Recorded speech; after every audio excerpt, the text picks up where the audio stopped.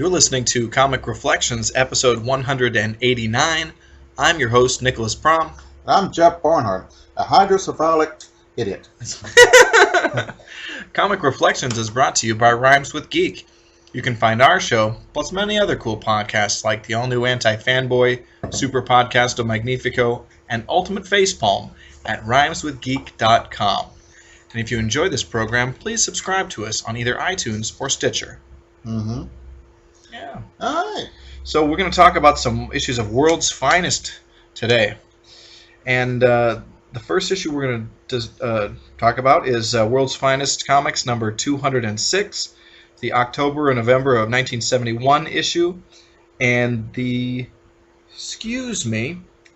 I misspoke. It's World's Finest number 202, the May of 1971 issue. And the story is called Vengeance of the Tomb Thing. Written by Denny O'Neil, with art by Dick Dillon and Joe Giella.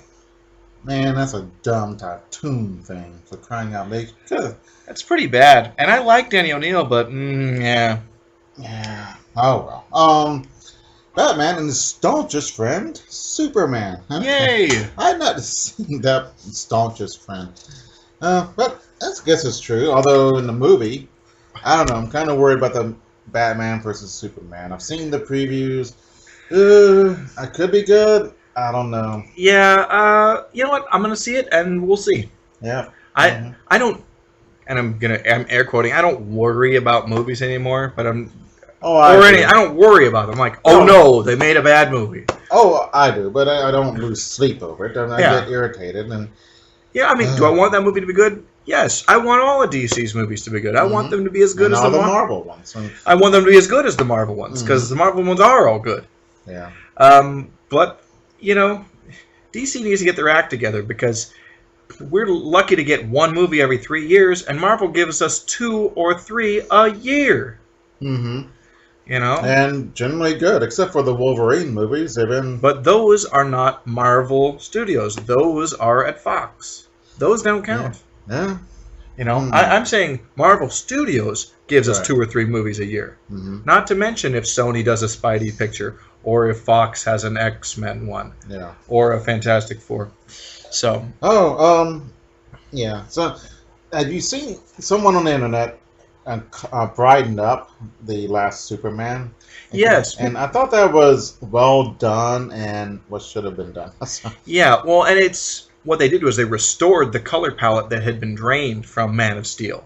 And, yeah, I although I generally like that movie, I think that was definitely a mistake. I mean, Superman should be bright and colorful. There was enough darkness in that story for him, and he being the contrast of, like, oh, he is the light in the dark world. Beautiful. You know? Yeah, I think they're afraid to look silly if it's too much color, but I think they're wrong. I think it's... They are wrong. I'm tired of movies kind of drab looking. It's a new thing, and the last Terminator film, that was a really bad one. I didn't see which one are you talking about. You talking about the one where they went to the future? Yeah, I didn't see that one.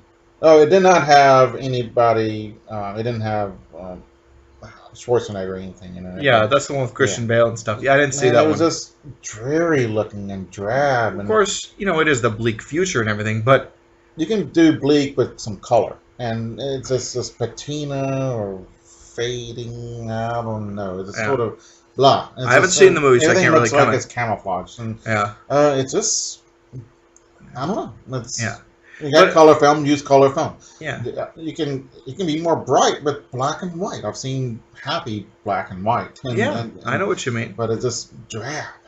Yeah. Oh, well. And I before we get into the comics, I'll talk a little more about the movies, just because why not? Only Batman should be dark and brooding. Because he is dark, and he lives in a dark world. Okay. But they're going, like... grim and gritty they're trying to be with Superman. They're going to go grim and gritty with Aquaman of all people. Yeah. And I think that's a mistake. I think Watch him do that with Captain Marvel. It's, yeah. Grim and gritty Captain Marvel. Oh, the Shazam movie? Yeah. I'm joking, but would not be surprised. Yeah. I think that one actually is going to have a lighter tone. Good. Yeah, I look forward to that one probably most of all. Mm-hmm. Not just, I mean, the fact I love Captain Marvel. Mm-hmm. I want to be careful because Marvel Comics has a Captain Marvel movie in the works with Carol Danvers, Miss Marvel. Uh-huh. Okay, so I don't want to confuse. Okay. But yeah, All right. Okay. Well, so it's what do we have? World's Finest Comics. I already did all. I know, but I never really liked World's Finest Comics. I don't like the stories, and I don't like Batman. I don't like Superman, but I don't like the stories in them. It's just and they don't. They should make a great group team up. Get team up, but they don't. I don't know. Yeah. Sometimes they do, but normally it's kind of stupid. I think it's hard to come up with a reason for Superman to need Batman. Right. I mean, in the Justice League, I think you can get away with it because there's a bunch of really powerful people, usually united against a super menace, and they have to, split up across the globe and solve a problem, with teamwork. Mm-hmm. But the microcosm of that being macro, okay? Yeah, it doesn't really work. The flaws really show in stories like this. Yeah. And it's too bad.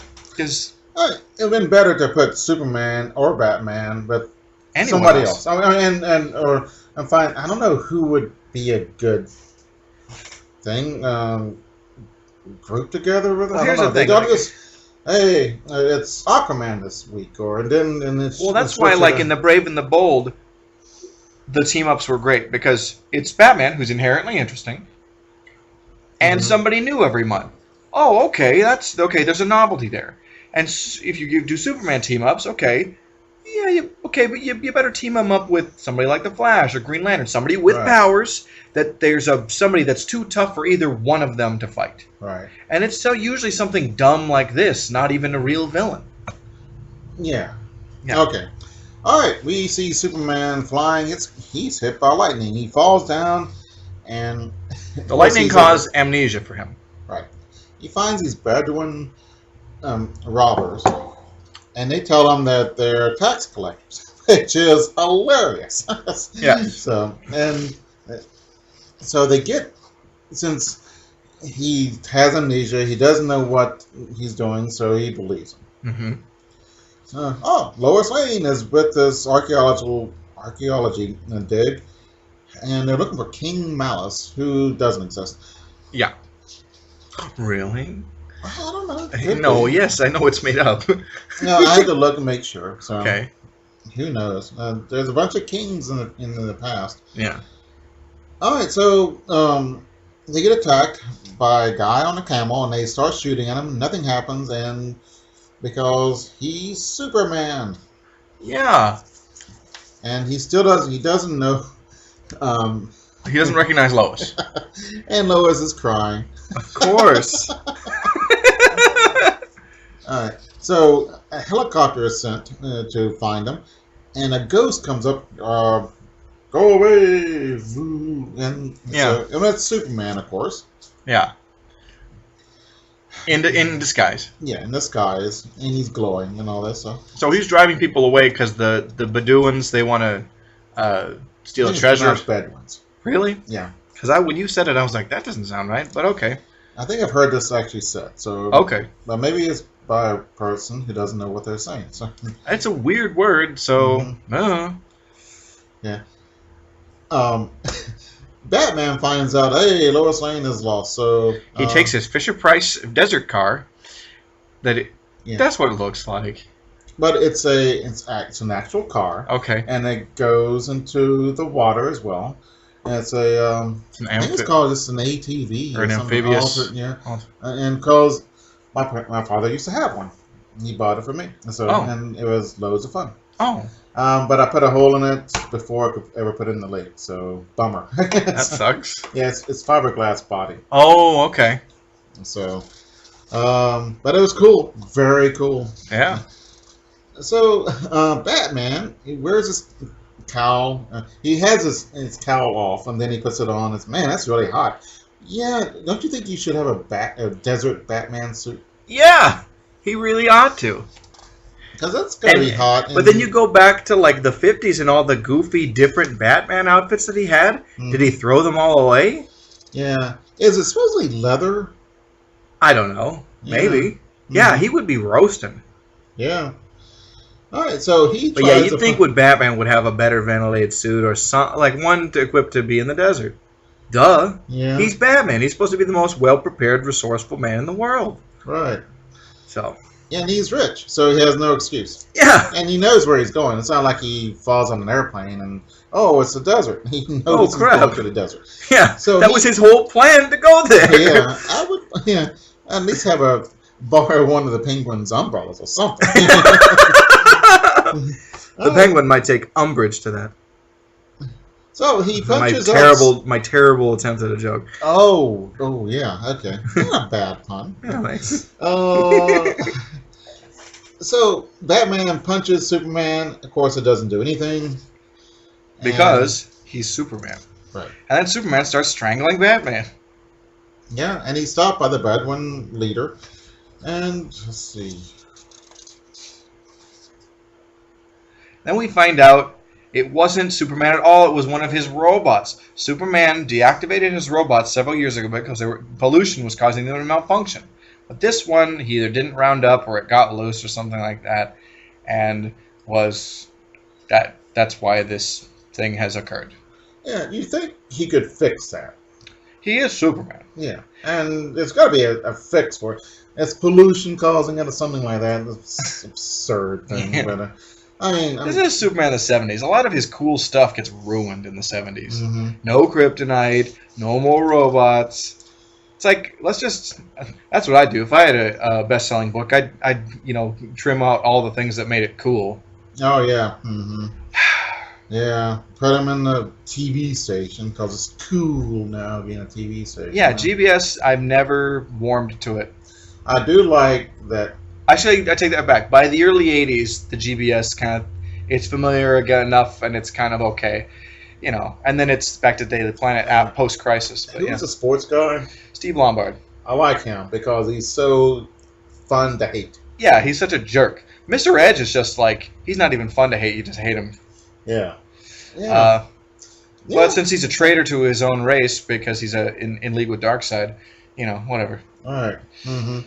Which made him too cool or something. Yeah. I don't know. It's sort of they go overboard, and that's the problem with comics. They go overboard sometimes. Yeah. Sometimes it's gloriously fun. Sometimes it's just okay. Yeah. So Superman finds out about that Lois is missing, so he goes over to see what's going on. So he fights the Superman robot. And of course he destroys it because it's just a robot and he's Superman. Right. But they open the tomb to King Malus, the tomb thing. Oh, man. And it's a mummy with a glowing ball. Glowing red orb. It projects red solar radiation, so it drains Superman of his powers. I just think that this looks bogus. Yeah, it looks dumb. Anyway, so the tomb thing is a robot itself. The Superman robot manages to be not dead enough to stop the mummy bot.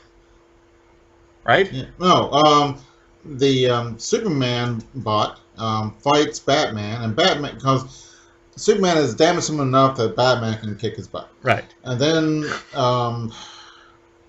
Superman is his butt was almost kicked because of the red sun, and Batman, which is where he earns his pay, he puts his cape over the sun. Blocks that radiation so Superman can recover and then smash the thing. Right. And that's it. So we see a Superman robot and the King Malus robot together and lying there for all eternity. And yeah. Oh well.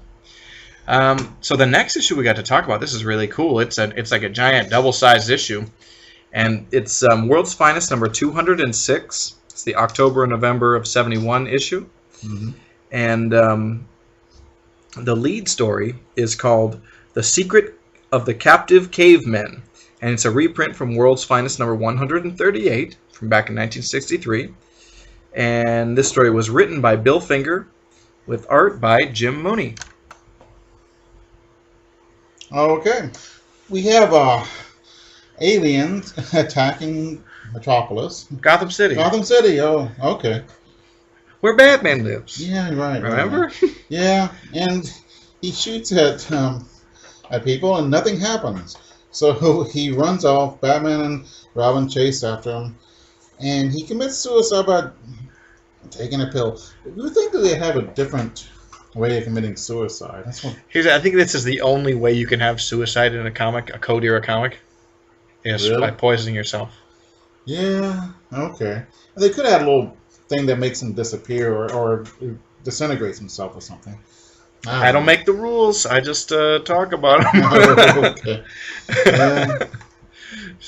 So, While he's dying, he says, "Oh, you're lost because look, there's a spaceship. It looks like a 57 Plymouth or something, but it's kind of 50s or 60s cool looking." yeah. So, the alien had run into a library and he grabbed one sheet of paper from a book, a page, and it turns out to be a picture of cavemen. So, oh, man from 50,000 years ago. So this is where he's at. So they go back in time. They call Superman. So the whole world, they'll go back. Surely 50,000 years isn't exactly, but Right. they find who they're looking for. Like right away. Yeah. You're right. It should be like a total shot in the dark. Right. And I always find it interesting that people will travel back in time, and like to the time of the Knights of the Round Table or whatever. Mhm. But you're from Ohio. How'd you get over there? Very good. You know, Mhm. I mean, it makes sense in Doctor Who, but like every other time travel thing, it's like, wait, how did you get there? Like Right. besides the time change. Yeah, Connecticut Yankee in King Arthur's Court has that problem, but it's a satirical novel, so it can do what it wants to. Yeah. That's funny too. Yeah. So Superman goes to the future. Is that it? No, not in this one. Okay. Anyway, Batman and Robin went to the Fast. They're fighting a woolly rhinoceros. Which is great because it belongs there. Yeah. Caveman existed with woolly rhinoceroses, and there's no dinosaurs. I like that. Yeah. Although as much as I like dinosaurs, it irritates me when I see cavemen with them. Yeah. Because I think it appeals to our nature of not knowing about so much about ancient man. I mean, the general person, the average person doesn't, and also, oh, wouldn't it be great to live with dinosaurs? So we fudge the numbers. Right. You know. I have a few 100 million years or whatever. Yeah. All right. So they're being attacked by a saber-toothed tiger, and Superman shows up and beats the crap out of him, I love it. He punches the saber-toothed tiger in the jaw and says "scat." and saves this little kid. And then the cavemen who are attacking Batman and Robin, oh, they must be friends. So. I love how they put on fake beards and lengthen their hair. And tear up their clothes. And I don't know why. Why? Why do they need to disguise themselves 50,000 years ago? They want to look like cavemen. Oh, right, to trick the aliens. Yeah. And so Batman, or one of them, figured out that the aliens, they had these rays that will enslave people, but the Z-beams. Z-beams, but they will only work on cavemen. They won't work on people in the 20th century because reasons. Well, because we're so much smarter now. Yeah, Oh, and cooler. Yeah. Unless you're Cro-Magnon, cavemen were just as smart as we are, just not book smart. Yeah, And a the lot of ways, capacity for learning is still there. You're right. yeah, maybe more so because Who knows? If we don't learn the periodic table, we don't die. If they don't learn that this is what you can eat, this is what you cannot eat, they will die. Yeah. So, These are just like different kinds of knowledge, but yeah. mm, Okay. all right. So, okay, there's this element Drakium. This is why the aliens are here to get Drakium. Unrefined Drakium is deadly to the aliens, but when it's refined, it's deadly to humans. Okay. Ironically, so they say here. So this caveman, they use Z-beams Yeah. to enslave the caveman, to dig their ore, And Oh, and so the beam won't work on Superman, Batman, or Robin, but they pretend to be enslaved so they can figure out their plan, mm-hmm. which is great. Yeah, and here's a funny thing. Superman says, "Oh, I'm gonna go off," and he jumps up and he lands on the ground because he's lost his superpowers because it's a red sun. 50,000 years ago? Yeah. Okay. Oh well. Yeah. Anyway. But so they grab a Z-beam device and turn the caveman into regular caveman. And we get the aliens are actually rebels who are trying to take over the country by using the Draconium. Is that a Dracium, rather? Is it Dracium? Yeah. Something like that. Um, Draconium. You're thinking of Draconian, yeah. Yeah. Okay. So, but the Dracium will kill the leaders of their planet, and Right. and so then they'll take that refine a Dracium and kill everybody on Earth, which is I don't know why, but they don't like it. Then they can have a whole other planet that they can harvest minerals and resources from. Mm-hmm. Yeah. Yeah, and you know the leader because he's wearing a red hat. Yeah. It's, It's so funny. These people look like frogs, and they're actually really cute. They don't look menacing at all. no. There's some weird monster that attacks Batman and Superman and Robin. They have the Dracium has been poured over them, and they'll die in a little bit. And there's this big purple pink dog with horns, Yeah. and I don't know, it looks like a lizard. I don't know what it's supposed to be. It's weird. I think this is from the Aliens homeworld, whatever it is. Maybe so. Yeah. So, So they lasso him and get out of the Dracium aura. And so then they take moss or something and make a saber-tooth tiger. And then the cavemen run. oh, they make a fake one. Yeah, okay. Yeah. Just, It's so silly. yeah. So then they use the refined ore and then fire at the bad guys. And everything's cool. So, Okay. the end. So they thwarted the aliens' plans. Superman, Batman, Robin went back to the future. Robin. No. Yeah. So the next story, we got 4 stories in this issue. First of these backups is called "The Creature That Was Exchanged for Superman," which is a reprint from World's Finest Comics number 118. It's the June of 1961 issue, and it was written by Jerry Coleman, penciled by Dick Sprang, and inked by Sheldon Moldoff. Really goofy creature here. Yeah. Okay, we have a green rainbow or something like that, and Superman and the dynamic duo are checking it out, and Superman's taken up by the green rainbow, and this crazy creature called Scrang comes out. He looks like an owlbear. Yeah. Or like, what are those birds with the long, pointy beaks? Like an ibis? Maybe. I don't know. But it also, like, underneath it has, like, kind of looks like it's got saw teeth on the nose. Right. So it is weird looking. Yeah, and it has utility belt, so Batman should like him, but he doesn't. Right. He's so the monster walks and he cannot be stopped, and nothing stops him. But Yeah. Batman and Robin try. Yeah. Superman is in another planet. Yeah. They got some kind of mission going on. And Superman's powers work, but they work backwards. Yeah. Or weirdly. Yeah.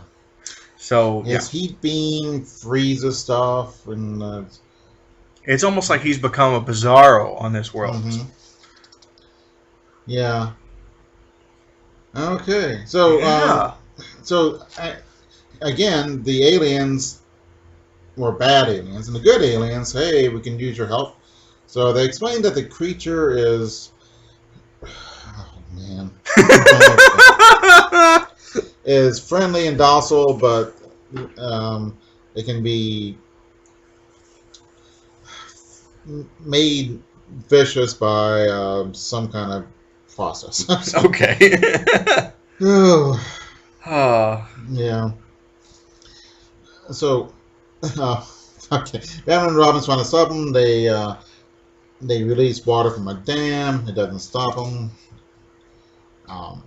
Superman's real worried, but so he finds the bad guys. They're just trying to steal stuff, I guess. yeah. I think that's right. Yeah. The U.S. Army gets and bombards the creature back on Earth. Right. Doesn't work, so it's kind of a cool battle scene. Superman comes back. Oh no, another creature comes back, and then the first creature leaves, and here comes Superman, which really confused But me. the first one got duplicated in this ray. That's why there's one that's still on Earth. Because the whole thing was whatever the alien was called, they could only transport like a being if they could if it's traded places with something else. Mm-hmm. So somehow in this process of switching Superman back, the monster got duplicated. The impact of all that explosives split the creature into a replica of itself, which is tremendously odd. Yes, it's super weird. So Okay, so Superman uses cold to stop the creature, yeah, and it turns all its bad powers are gone. So now it's just a friendly creature. So they're going to put it in the zoo. uses cold. He hauls out an iceberg. Yeah. I thought it sounded like you said coal, Oh, and I just wanted to which clarify. is ironic because the creature wants iron. The whole thing is that the creature is supposed to get iron, which is, huh? You know. Again, it's one of those. Oh, it's a common element here, but rare in another planet or dimension or whatever. Why don't you just send a spaceship or somebody a trader and trade for it? Wouldn't that be easier? Yeah. No. But then Superman and Batman wouldn't have anything to do. Right. So, all right, but the creature is happy. He's put into a non-iron zoo enclosure. So, and that's the end. Yeah. Okay. So the next story is called Riddle of the Four Planets, and it is a reprint from World's Finest Comics number 130, which was the December of 1962 issue. And this story was also written by Jerry Coleman, with art by Jim Mooney. And it's another weird starfishy-like thing. What's we'd the already famous one that was Starro the Conqueror. Yeah. And that was like the first Menace the Justice League of America ever fought, or at least in their first appearance. I have a reprint of that. It's great. And yeah, and Starro would come back ever so often. Mm-hmm. Oh, but they are cool creatures. Yeah, they are. I mean, this monster is something different, though. Mm-hmm. Yeah, starfish are cool. I mean, they're really neat, and nothing says ocean like a starfish. Sure. But this is not a fish; it's a star creature. Oh, December 1962 is when this came out. I think I said that already. I know. I just saw that and said, "Oh wow, I was not a year old then." Mm. All right, so the star creature attacks, and here comes some aliens, and they are a traveling space circus. Of course. Now, what's the whole story with this creature? It absorbs energy and elements from worlds and stuff, and blows things up. Mm-hmm. So. All right, there's only one way to kill it. Thankfully, it's put into a poem, which I will not tell you. But you got to go to all these different planets and get elements. Mm. And so Superman goes about 3 planets. Batman and Robin go with the space circus to another planet. Right. Again, it's always that splitting up and gathering of items or whatever. Mm-hmm. That is the only way that the Justice League need each other, or Superman and Batman, or Superman would need Batman. So. Mm-hmm. Yeah, cool ships, cool space creatures. Yeah. Pretty cool. I don't know. So, the space circus is hilarious. One of them can turn himself into a human ball. Other one can turn himself to a human dart, even though they're aliens. Right. One of them plays music on its hair. Yeah. Which is very strange. Yeah. Oh, okay. So the space circus people get space measles, so they can't play. So Batman and Robin, Put on a show for their audience. not bad too. Yeah, well, hey, Robin was raised in a circus, so, or, Yeah.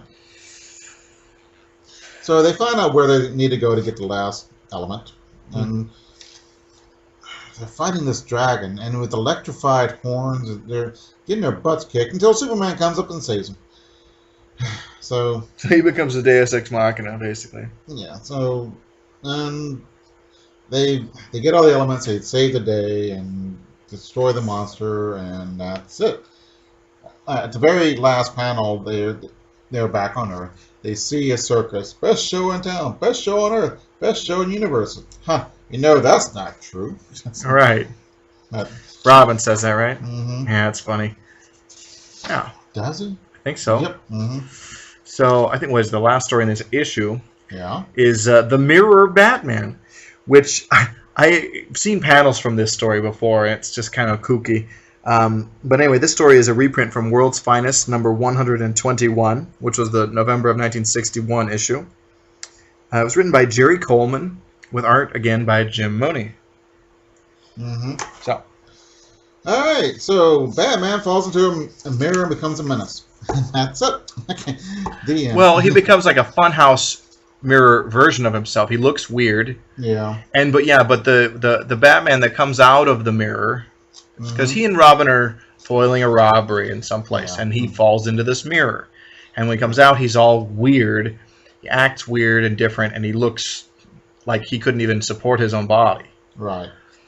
It's very strange. So Robin calls on Superman for help, and Yeah. they're chasing around Batman, who looks so strange. And he is destroying everything in his path. Mm.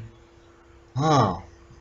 So Superman thinks, oh, must be the mirror. So that's good thinking, Superman. So these bad guys found out about the mirror, so they grab the mirror and they put it into a safe. So if Batman gets out of the mirror, he'll be in a safe. So Oh, it's okay. kind of mean, but Well, yeah. You They're ever see bad anybody guys. like show up and like, well, I'm just going to use this thing for good? No, nobody. People always try to do something bad. hmm So, well, you wouldn't need superheroes then. right. The world of honesty and upright living. So- Da-da-da-da-da. Right. Yeah. So Superman and Robin go into the mirror, and they find a alien again. Jeez. Yeah, they go through into this other world. And yeah, they're goofy looking too in this place. Mm-hmm. Yeah. So Superman takes care of the alien, and there's a bunch of more weird aliens that Superman dissolves. Dissolves. Yeah. Does he that's just kill them? right. Heat vision just melts them. Wow. They're all mechanical robots. Oh, that's good. Yeah, let's make your monsters look mechanical robots look like monsters. One is a rolling head. He Yeah, looks it's- really mean. I love these monsters. Yeah. Oh, they come up with some weird stuff. Okay, so Xanu, the guy, he looks like an elf or a bad elf. Yeah. He's got this Fu Manchu. That's who they met in the Yeah. mirror dimension or whatever. mhm. So they met a good guy too. Oh. So, but the Xanu is a bad guy. So Mm. they capture him, then they go through the mirror and they're solved, and Superman breaks the mirror, and that's it. Okay. Oh, okay. Yeah. So Alright. we have one more issue to talk about today, and that will be World's Finest number 207. It's the November of 1971 issue, and the lead story is called A Matter of Light and Death. It's written by Len Wein, penciled by Dick Dillon, and inked by Joe Giella. Well, it opens up on a surprise. Clark Kent has put a contract out on Superman, and he has the cash for it. And the assassin says, no thanks. But Clark Kent says, I know, but and give you a magic device that will solve this. Because Superman is Vulnerable to magic. exactly. Yeah. And they're like, well, why don't you do it? All right. Well, I have my reasons. So they agree, and he gets the thing for him. But yeah. what's it called? Like the Satan Staff. Satan's. Yeah. Yeah. Subtlety. Love is it. it good or bad? No. But here Clark Kent wakes up and says, where have I been? So he's having amnesia. Yeah, he's having blackouts. And that's weird. Superman is blacking out and plotting his own death. Right. So back in Gotham City, Batman's swinging around kicking butt. Yeah, he uses what is the Like a sawhorse. yeah, seesaw thing. A sawhorse is like a seesaw and busts Busts the guy right in the chops with it, yeah. Good for you, Batman. Yay! And then Superman comes and takes a girder and just I love that. And as I was reading this, I'm thinking like the weight of that would just crush those guys. Unless he laid them, like wrapped it up around them and then laid it on their sides, you know? Or something, yeah. Because yeah, they would be really hurt if you just let go and bailed on them. Well, you can't don't do the crime if you can't do the time. You mean the time of death? Yeah. Okay. Grievous bodily harm. So Superman says, "Well, I'm having these blackouts. So Batman, can you help me?" So Batman is Sorry, that's just really funny the way you said that. oh, okay. Oh, Batman, can you help me? I got this problem. Yes. So Batman follows him, and he dresses like a janitor and a hippie. That's always and fun. a bystander. Yeah. And so nothing happens. So then all of a sudden, Superman, as Clark Kent, turns evil. yeah, weird. Yeah. Like in Superman 3. Oh, When yeah. when he fought that evil version of himself or whatever. Mm, I still don't understand how that worked, but who cares? okay, good enough. Okay. So, Clark Kent goes to the Assassins with this Satan staff. And it's more of a wand than a staff. Yeah, A staff you can walk with. A wand is, crying out loud. it's just a little thing you hold in your hand. Yeah. Yeah. Okay, so Superman gives him the staff. He leaves. And then Batman comes in and kicks butt. Yay! Yeah, he beats them all up real good. Yeah, and then all of a sudden someone takes the staff and ties him up. Yeah, uses it to make some magic thing wrap around him. Yeah. Pretty cool. So, Superman, meanwhile, has started this Krypton museum, and Dr. Light comes in. No, it's not Dr. Light yet. Oh, Yeah. it's the head of the Assassins comes in Yeah. and starts trying to kill Superman. These paintings come to life, and Yeah. exhibits fall, and Superman's got to really fight.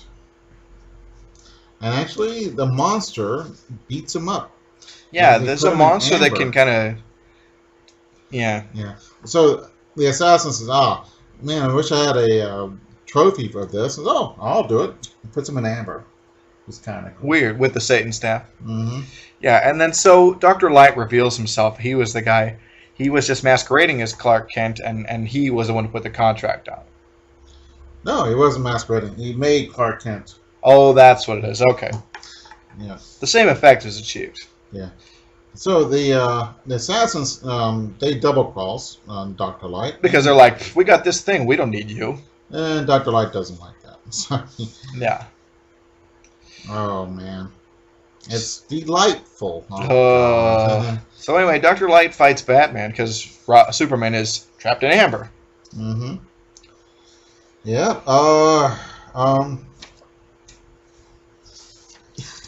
Yeah. Let's see what goes on. Then, of course, Superman breaks out because it's just amber. And Right. he's Superman. Mm-hmm. And, well, they send And Dr. they Light destroy the the Satan device, staff. Yeah. And then Dr. Light, he turns tails and runs. Right. That's about it. So, Yeah, and they talk about how Zatanna had some minor involvement in the story. right. Just showing her legs there, Yeah. and that's about it. So, all right, not a bad story. Yeah, it's okay. And it's really It's interesting how much Dr. Light shows up. Yeah. Like, just in general. You know? Mm-hmm. So. Okay, the Tarantula. Yeah, we've got a Golden Age reprint. And this is called Galloping Gold. And it's a reprint from Star Spangled Comics, number 11, from way back in August of 1941. And the story was written by Manly Wade Wellman. What a goofy name for a person to have. Good God. But anyway, and art by Ed Small, or Smalley. And yeah, Tarantula, he was kind of a short-lived Golden Age hero. Mm-hmm. He looks kind of like when Kirby revamped the Sandman, in his regular superhero outfit, not the gas mask and business suit, but just added a cape. But the Tarantula, he's got this web gun, which is kind of cool. Roy Thomas kind of revamped him and did some new stories with him in the early 80s in the All-Star Squadron, gave him a cooler costume, and made him a bit more interesting. But he's pretty generic. Right. Yeah, he's got a spider gun. Now, didn't the Spider, the pulp hero, also have a web gun? I cannot remember. Okay. All right, so he's in the Old West. Well, not in the Old West. But he's in a westerny town, but it's modern day, which is weird. I mean, sure, it's 1941, but yeah, really? Right. I guess the Wild West wasn't a very distant memory at that point. Maybe some towns really kind of had a bit of that flavor left. I mean, people are still... Cowboys ride horses even today. But sure. Not that many of them, but they do. But they would not ride a horse and carriage. Yeah. You'd use a truck. Yeah. There's no place a horse and carriage can go that a truck cannot. Right. I'm just thinking, remember the movie Legends of the Fall? And it took place kind of before and a little while after World War I. Mm-hmm. So this is the beginning of World War II, and that was a still strong Wild Westy feel. So I think this kind of works. Yeah, I guess you got the horses already. Why buy a car, maybe? But still. Yeah. Excuse me. So there's a bunch of rustling going on. They don't know who it is. Cattle rustling. Cattle rustling. Yeah. How about buck rustling? Well, I just want to make sure it's not mistaken for wrestling. Oh, We're talking about rustlers. So. Yeah. So they have a ranchers meeting, and they think that the new guy, he's a Yankee or something, or Easterner. So the tarantula puts on his outfit, and his name is John Law. Yeah. Yeah. Which was kind of like, hey, Flatfoot, hey, Copper, John Law. Yeah. He's on our tail, Like. Right. So. Yeah. So the plan is, and there's kind of like he might be the evil guy might be a spy. Oh. Because this is during World War II. They're talking about meat for the army. Oh yeah, that's right. But there's no real thing going on about that. Sure. Okay, what's going on? So he's grabbing all this tons of cattle, and they go through a little door, and it opens up into a cavern or a hidden valley. Yeah. I don't know how they're excellent ranch dressing. Yeah. I don't know how they're feeding and watering all this cattle. Right. Details. Mm-hmm. Isn't that where the devil is? Oh, yeah. Yeah. So, anyway. So, the tarantula comes and solves everything. It's not a bad one. It's actually pretty good. I don't like tarantula, but I like the story okay. Sure. I've read some Western comics, and that's a subgenre that's kind of growing on me a little. Yeah, it hasn't grown that much on me. But right. I'm just saying a little, not a lot. Okay. Yeah. So actually, that's one of the better Western comics I've read. Okay. So we have another backup story, another reprint, and it's weird. It's from a series not the comic book series, but a series of stories called "Fiction is Stranger Than Truth." I'm like, duh. Yeah. Oh, That's the whole point. well, the truth is stranger than fiction because you can get away with. Sometimes truth is so weird you couldn't get away with it, even in the comic book. Right, but they're trying to have a play on words here, and I think it's odd. Yeah. You know, I like, agree. did you know fiction is stranger than truth? Yes. You know, Mhm. generally. But anyway, this story is called The Cosmic Idiots. And let's see, it was a reprint from Strange Adventures number 30, which is from March of 1953. Written by Sid Gerson. Penciled by Gene Colan. And inked by Joe Giella. Now, long while back, we read a Hopalong Cassidy that Gene Colan had drawn. And I remarked to how, like, it was unrecognizable as Gene, like, you know, because his style had changed so much, like in where we think of him in the Silver and Bronze Age. But this in the 50s, I think is, I guess, part of his transitioning period because, again, I don't recognize it as Gene Colan. You know, very minor touches. I'll go, oh, okay, that's kind of Colan-y, but it doesn't look like his most well-known style, like very much at all. Right. So, but this is a story that you would not see in comics in any other time but when it was done. Definitely not now. Yeah. And this will become more clear as we get into this story. Okay. All right. This is 53, I think. So we've not gotten to the moon. We may not have been in outer space yet. I think that the Nazis have sent some in outer space, but not like a satellite. They have just barely gotten up there. Oh, okay. But the Nazis did? I think so. Wow. I think some of their rockets entered space. Oh, okay. They just say rockets with a payload on it, or bombs. So Sure. So they're testing out rockets, and they come down. They had some apes in there, and they had a gorilla. Why not get a smaller ape, like a chimpanzee, which is what they did. Yep. But it's interesting that they chose. That's what they did. They had an ape. Yeah. For real life. So this is, I don't know, it's about 9 years before they actually did it or something like that, 7 or 8. So. Well, what is it? 1953, 1969, we landed on the moon. America. I think about 1959 is when we sent an ape into space. Let me look it up while you keep talking.